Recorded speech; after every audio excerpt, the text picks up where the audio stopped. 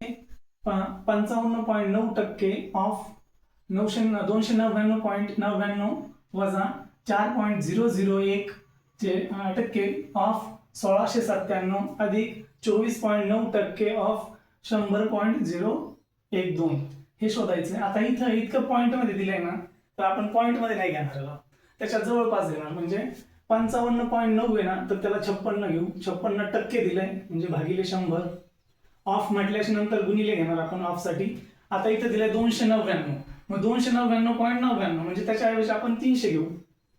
इथं पुढे मायनस 4.001, मग हा 001 नसला तरी चालेल, 4 घेऊ. 4% म्हणजे भागिले 100.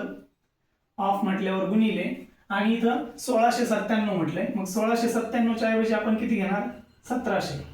3 ने अधिक म्हणजे त्याच्या जवळपास, अधिक 24.9%, मग त्याच्याऐवजी आपण काय घेऊ? 25%. 25/100 गुणिले 100.012, त्याच्याऐवजी आपण 100 घेऊ.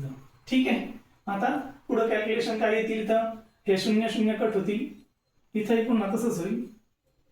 ओके. मग 56 गुणिले 3, 6 1 6 3 18, 6 3 18 आले.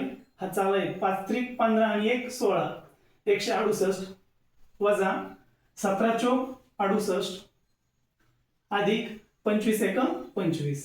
ओके. बरोबर 168 मधून 68 गेले 100, आणि त्यामध्ये हे 25, 125. आपलं उत्तर काय? 125. पर्याय डी.